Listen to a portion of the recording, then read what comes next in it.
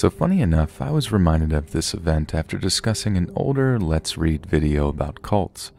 My friend and I were on our way to grab some food from McDonald's. After I had recounted one of the stories, there was a brief lull in the conversation. That's when my friend Steph casually said, "Do you remember the time that cult came to our high school?" I was a bit taken aback by that. I had no idea what she was talking about. She began to recount the details of that day, and as I listened to her, it all came rushing back. It was like a truck had hit me. It's a bit of a crazy story, so I thought I would share it here. So, to start off, I have the same group of friends now as I did in high school. And this story happened about 8 years or so ago. During the morning announcements that day, the principal informed us that after school there was going to be a seminar. He said that an author had written an educational book aimed at teens and that he would like some feedback on it, and that if you attended, there would be food and you'd be given extra credit. I remember after my second period class that day, someone had hung flyers for the seminar all over the school where there had been none up that morning. During lunch that day, after talking about it, me and my friends decided that we would go to the seminar. We were already planning on hanging out after school that day, so we thought we would go, get some food and extra credit. Seemed like a good idea at the time. After school, we met up at our usual spot and walked to the classroom that the seminar was being held in. I remember I was surprised to see how many kids actually turned up. There were about 30 kids and some teachers, and even the dean was there as well. Everything started off normal. Me and my friends were chatting amongst ourselves. Eventually, we started talking to the teachers that were there too. Things got weird about 5 minutes before the seminar was supposed to start. A bunch of adults walked in and they dispersed through the room. None of them sat down. They all stood around the room, and one even stood in front of the door.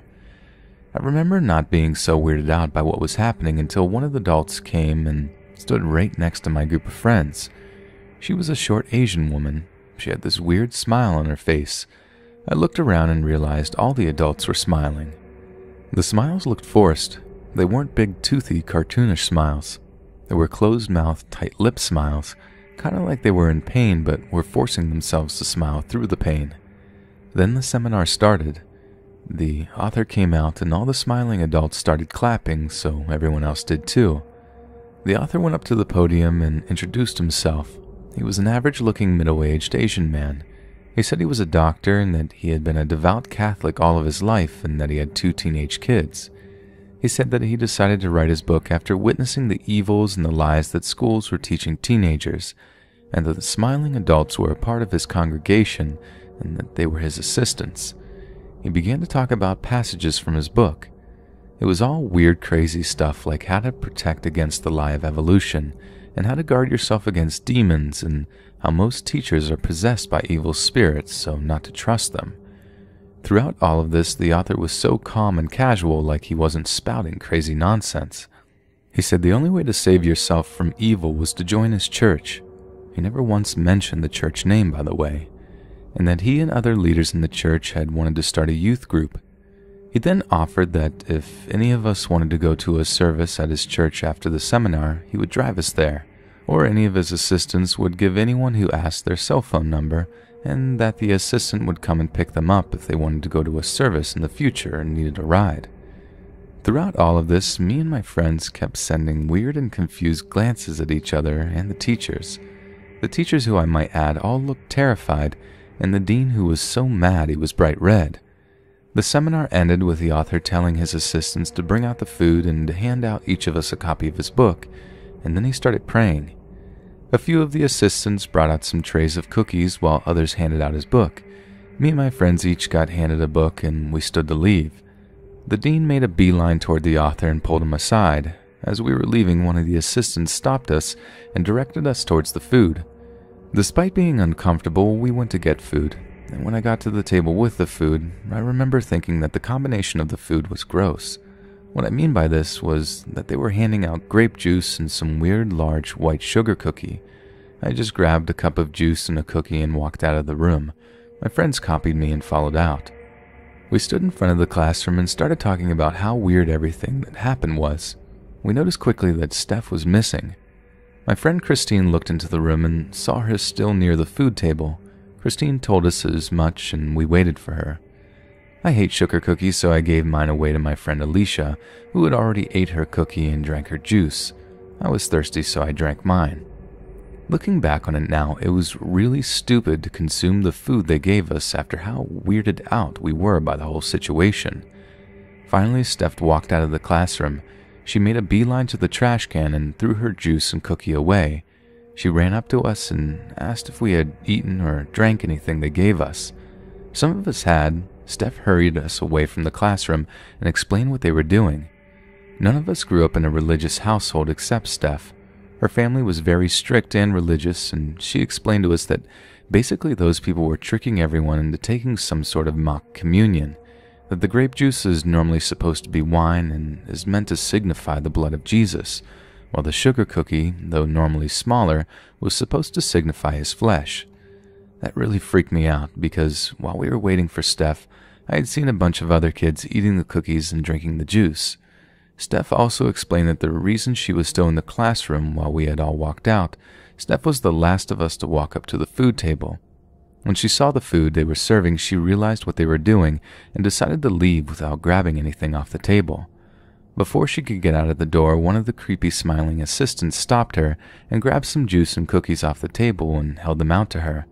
She politely declined, but the assistant didn't move. He just told her to take them. She tried to get around him, but he kept blocking her way and kept telling her to take the food. Finally she did, just so she could leave, and cue to us seeing her walking straight to the trash can and throwing the food away. We all threw the books away and went home. Later that week, we noticed a few kids from that meeting were missing. I asked the dean about what had happened, and this is when my stomach dropped. Apparently about 5 kids who attended that meeting and ate the cookies and drank the juice were admitted to the ER at our local medical center related to a foodborne illness. We attempted to probe more, but he became incredibly defensive and just said it was taken care of. We also asked one of the teachers that was there, and she just kept apologizing and saying how sorry she was for allowing any of that to happen, but wouldn't go into further detail.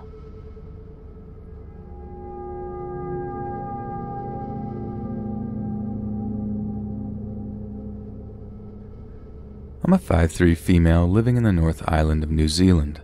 This happened during the summer when a few friends and I were taking photos in cosplay. Cosplay is where you dress as your favorite characters from your favorite shows, and my partner and I absolutely love it. Anyway, a few of us traveled over the next town over to take advantage of the beautiful, huge set of gardens, all created with different themes in mind, like Italian Renaissance and Surrealism. Although the gardens are beautiful, there can be so many that it can be quite a bit of walking, especially in the hot sun, with a wig on. This is important to the actual creepy part of the story. There was a little food festival happening in one of the garden's open fields, so my friends and I stripped off of our wigs and went over to have a much-needed rest and a bite to eat. As we sat down, I suddenly needed to go to the bathroom. I pull out my phone to check the time, and my phone is dead. Of course. I groaned to my partner about how I have to go relieve myself, but my phone was dead. I have a fear of crowds and didn't want to lose them if I decided to move. He gave me his phone, and that put me at ease. I head towards the bathroom quickly, feeling sick and almost lightheaded from the sun. As I'm walking to the bathroom, I pass an old man in a mobility scooter. He locks eyes with me and I smile. I have a sunny disposition, so this is something I do with everyone. I keep walking and make my way into the bathroom and do my business. As I'm getting up from the toilet, I start to feel even more dizzy from the heat. So as I'm washing my hands, I text my friends on my partner's phone to let them know that I don't feel so good. I carry on and walk outside again. Before long, I feel my legs give out and I'm forced to collapse onto a bench down the path a bit from the bathroom. I text my friends again, but they haven't seen the messages yet. Everyone is walking by oblivious, and fair enough, so would I. I look to my right, and there is the man in the scooter coming back the way he was going. I couldn't have been in the toilets longer than 5 minutes, and there he was again. I didn't think anything of it. I mean, it's a public gardens, and this is a completely common occurrence. Until he slowed to a stop about 7 odd feet away.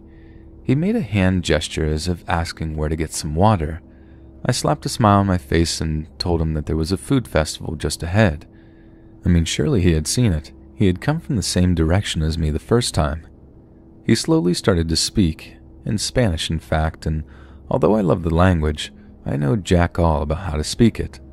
I shook my head in confusion as he carried on, speaking in broken English and Spanish. He said that his name was Robert and that he was from Argentina. I could just make out what he was saying, so no, I can't remember his real name, though I'm glad I can't. His voice was rough and husky, from what I assumed to be some sort of smoking habit, judging by the yellowing of his teeth and the staining on his nails. But what really stood out to me was the way he was smiling and staring at me, not like he wanted help or directions, but like he was sizing me up or something. I told him, "I'm sorry, I don't speak Spanish, but you can find food and drink over there." I pointed away from me in hopes that this would send the message that I didn't want to talk anymore, but he just started getting out of his scooter and limping over to me. Now at this point, I would usually have gotten up and walked away because even though I'm nice, I'm not afraid to be rude, and this guy was freaking me out. But because of my aforementioned lightheadedness and inability to get up without fainting, Lord knows what would have happened had I fainted. I looked down at the phone and frantically messaged my friends to help as he got closer, still rambling in now only Spanish. The only thing I could make out was him repeating "me gusta" in almost every breath. Again, I only know very rudimentary Spanish, so forgive me. I threw pleading looks at passers-by, but I was ignored. This man was creeping on me in broad daylight. I didn't know what to do in that moment. They say there is either a fight or flight mode, but I froze. Now I was starting to get scared. He kept getting closer and closer to me as I felt my blood freeze up. His eyes were almost predatory as he approached me. Bear in mind, I had just turned 21 at the time, and this man looked to be in his late 50s and early 60s. The way he leant his hand on the arm of the bench as he pressed further into my personal space made my stomach coil in disgust. He was leaning his face down and towards my head, as if he was going to kiss me or something. It was then that I heard my husband's voice call out my name. "Jasmine." I turned my head around to see my husband staring the man down as he approached, a hint of worry in his voice, but also the scarier tone of anger as he spoke again. "What's going on?" Relief washed over my frozen form as he slipped in next to me, wrapping a secure arm around my waist as he stared back at the man. The old man now leans away slightly, but doesn't actually leave my personal space. He is now trying to speak to my husband in Spanish, his tone almost aggressive. I cling to my partner like a lifeline, the sunstroke and my anxiety causing my heart to race 1,000,000 miles an hour. After the man takes another limping step towards us, as if to try and grab me, my husband scoops his arm around me and all but carries me as far away from this man as he can get. I almost break down in tears as we reach my friends and they all hug me and tell me how worried they were by my messages. My husband recounts what he saw as I hug him silently. I'm glad this is where the story ends. We waited around for a while and decided to walk all the way around the gardens again just to avoid where I had seen that man, and thank God I hadn't seen him since.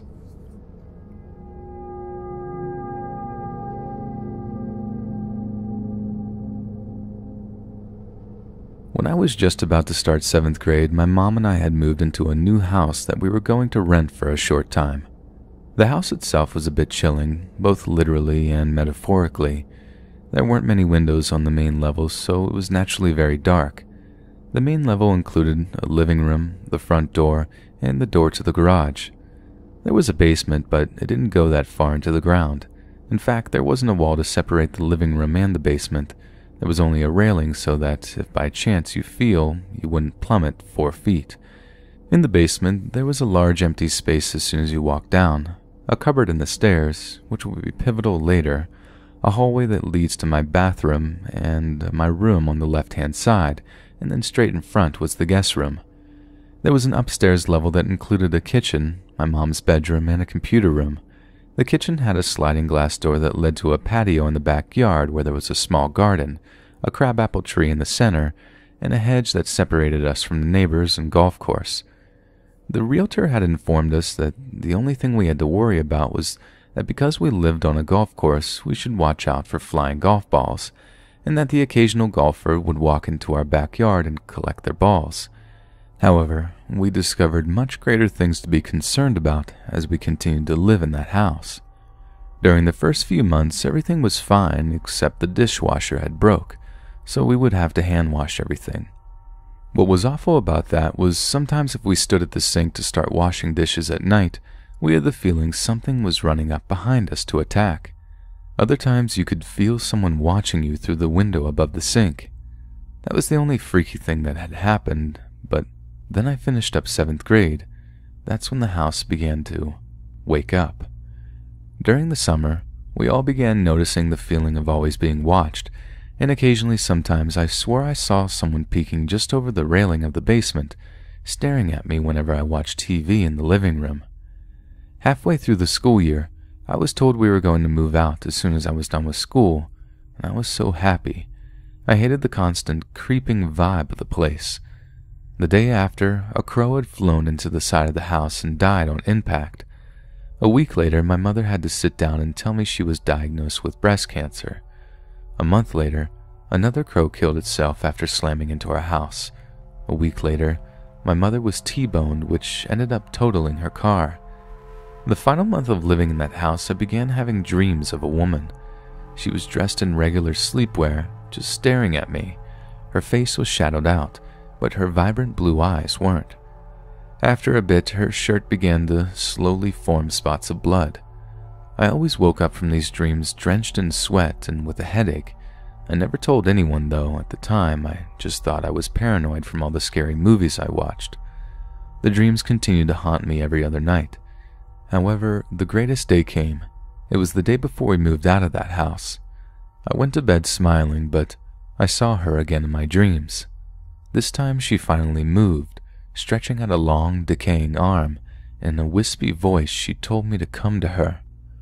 I woke up immediately, but I was no longer in my bed. When I woke up, I was surrounded by pitch black. The floor was hard and cold, and when I went to stand up, I hit my head because the ceiling was so low. I crawled around this space, waving my hands in front of me to find something, and soon I did. It was a string to a light that dimly lit the room that I was in.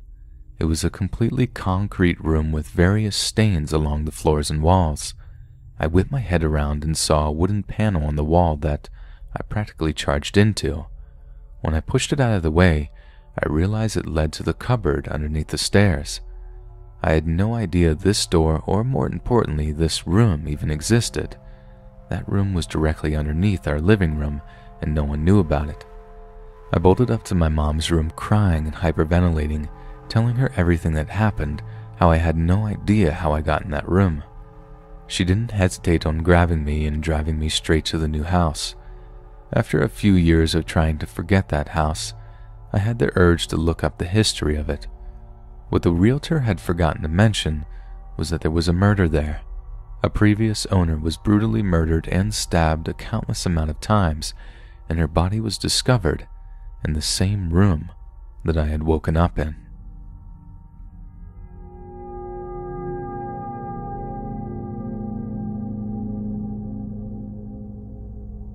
In Bangor, California, growing up, I always heard the same ghost story. It became a sort of urban legend for our town of 665 people. From 2006 to 2009, our fire station was haunted. The firefighters all insisted on the presence of a wailing spirit.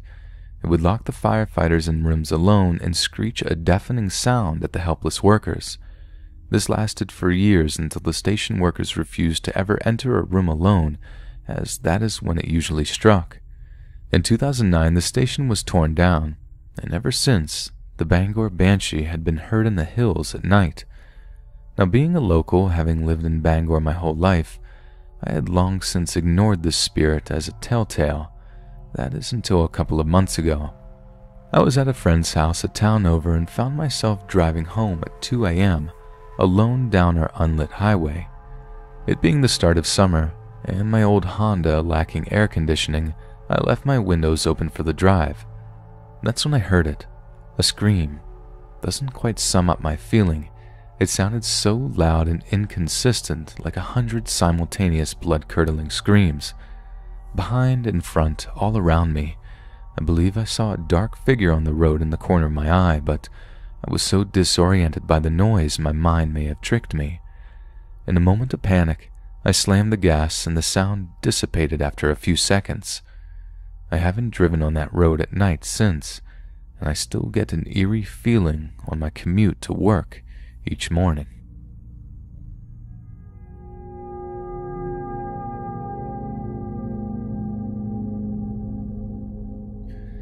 This happened to me a year ago. I am currently a 14-year-old male living in Toronto, and I've kept this story to myself. It was September and school had just started. It's the end of the first week, and I already felt like I wanted this year to be over because many people were acting like they owned the school, and others had gotten into drama that usually occurs with early teens. So because the first week ended, my family decided to have a little barbecue outside of my house at night. I didn't eat much, so I went back inside after finishing my food. I left the back and front door open in case my family needed something from inside the house and wouldn't have to bother me while I slept. To give you more insight, I was the only person that had a room on the first floor, while my sister and parents both had rooms on the third floor. On the second floor was the second kitchen, the living room, and the front door. Besides my room was another room that no one ever used, and next to that was the back door. If you were to exit my bedroom, in front of it was another door that led to the basement, so I was in my room with the door locked and my eyes closed until I heard the back door gently open and close. I found this weird because no one in my family ever opens or closes the door like that, even if there was someone asleep. I thought nothing of it until footsteps moved in front of the door and started gently turning the knob. I gasped and held my breath. After the person on the other end realized it was locked, they started to violently turn the knob back and forth while slamming themselves into the door. I started to praying to God that they wouldn't break the door down, and thankfully, after 3 attempts, whoever was on the other side gave up and opened the door to the basement and walked down there, then closed the door behind them. I waited for 10 minutes and heard nothing, so I decided to check to see if it was safe for me to run outside to my family. I silently unlocked the door and opened it. The basement door was unlocked, so I carefully opened it to see if the person was still there. I froze in fear as I saw a huge 6-foot-tall man, probably in his 60s, staring directly at me. I knew I wouldn't be able to get the back door in time because of how long it takes to open it. I ran to my room, and as soon as I closed the door, the man started to push against the door. Thank God he didn't try the knob first, because I was able to lock it in time. I grabbed the phone and called my mom with my house phone and told her what was happening. She stayed on the phone with me. The man was banging my door, and I thought I was going to die. Then I suddenly heard something chilling on the phone. My mom told me that both the front and back door were locked. My heart dropped as I realized what kind of person this man was. I was scared for a minute, and then I got an idea. I told the man that the neighborhood cops are on their way, and the bluff seemed to work. He ran out the front door, and I got out of my room to open the back door for my mom. She thought I made the whole thing up as a prank because nothing was stolen. I had no proof of what had happened, so I had no idea how to react except cry. Unfortunately, my story didn't end there. A few weeks later, I moved on from what had happened and decided to continue regular life. I was having an average day at school and was getting pretty tired about everyone talking about their drama. At lunch, I always go to a park to eat because I didn't want to be a part of the fights that occur at the cafeteria. It was beautiful weather in October, so I took my time walking to the park. I sat down on the bench on the playground, and as I did, I saw a man leaving. After finishing my lunch, I checked my watch to see the time. There was still 30 minutes till lunch period ended, so I decided to finish the remaining homework I brought with me so I would have free time on my hands as soon as I got home. While headed to the can to throw out some garbage, I found a wallet. I opened it and found the ID of the man who left the park a few minutes ago. I decided to leave it there just in case he came back for it. And if he didn't, by the time I would have to leave, I would bring it with me home to call the number because I didn't have a phone on me. When I finished my homework, there was only about 10 minutes left, so I got up to pack up my stuff. When I looked to the other end of the park where the wallet was, I saw a man dressed in black pick up the wallet. He wasn't able to see me because I was on the other side of the park, still sitting down. When he got back up, I almost threw up. seeing that it was the same man who broke into my house a month ago. As soon as he left the park, I ran the opposite direction to my school. I told no one at my school and just continued the day as if though it was normal. That night, I was taking a walk in my neighborhood to get some fresh air. When I reached near my school, I saw the man again, wearing the same clothes. He noticed me and started running towards me. I ran as fast as I could back to my house, and as I let myself in, I began to have a panic attack. I had no idea how to react. I didn't even know whether I should call the cops because I was just so uncertain of how to explain the situation because my parents didn't even believe me. Thankfully, that was the last time I ever saw him. But I still don't feel comfortable in my own hometown.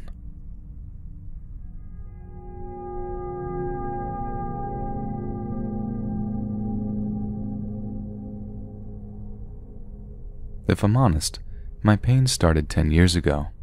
To me, that's mind-blowing. I've only just developed difficulty sleeping. In the beginning, it was believed to be a thyroid issue. Not the case. New meds, new doctor. You can't keep a good dog down. My first doctor actually ended his own life. He battled an aggressive cancer, and I don't have ill will toward him, but I wish I could find someone just as good as he was. With these difficulties, horrible nightmares, sweating, vomiting, vertigo, and extreme bouts of pain along my neck and back, I'm scared. Okay, I said it. I'm scared out of my mind. My new doctor received lab results, and I'm having a flare-up of Rocky Mountain spotted fever, and I'm sick, extremely. The bad day all started when I called my mom, who used to be an RN. I explained my symptoms to her, and she freaked out. I've never heard fear in her voice like that before, and we have been through a lot. We share our unluckiness. Maybe someday my mom and I can be friends again. Sorry, unrelated. I go to the Walmart pharmacy because my mom demanded that my husband and I go to the closest pharmacy to pick up doxycycline. This is where my day went from bad to worse. I took it immediately, just like my mother said. I knew it was going to make me vomit, and I could feel the lump in my stomach threatening before the pill could touch my stomach acid, just like now actually. I took the blue capsule, and a little less than an hour later, I was puking out my car door. We're real explorers, but have a very terrible car. It feels a lot like a terrible wooden roller coaster on certain roads, especially an hour from home. My husband got upset at me, which is what he usually does. He means well, he's just emotionally constipated. Why did you do that? Why didn't you eat before? Worried filled his voice. I just put an arm over my eyes and swallowed the lump over and over until it passed, then explained that it was coming up anyway, food or no food. Figure out what's going on. I called my mom, and after she rolled the words around in her head for 5 minutes, or was tired of me begging, "You may have bacterial meningitis," my mom finally told me. "You can use stomach-numbing meds for a while, but it's looking more and more like IV antibiotics are going to be your only hope." I can tell my husband is scared now. I asked him to look it up and get the full article about it. It made my stomach fly out of my butt the instant my mom said it. It all fit. My sickness had gotten me down again, and my guts are rolling like thunder in Kansas. Forgive my humor. I have to laugh at it, or I will be in a wallowing pit of self-despair. I will find out if I have to spend time in the hospital when the doctor calls today. I hope she tells me that everything will be okay and I don't have to face my biggest fear, being in the hospital for multiple days, maybe even being alone. My fears go 1, hospitals, 2, the dentist. I conquered the dentist when I had a bad experience with a wisdom tooth. Wish me luck. Hey friends, thanks for listening. Be sure to subscribe and click that notification bell to be alerted of all future narrations. If you got a story, be sure to submit them to my subreddit, r/letsreadofficial, and give and receive feedback from the community, and maybe even hear it featured here on the channel. And grab early access to all future narrations for just $1 a month on Patreon, and maybe even pick up some Let's Read merch on Spreadshirt.com. Links in the bio. Thanks so much, friends, and I'll see you again soon.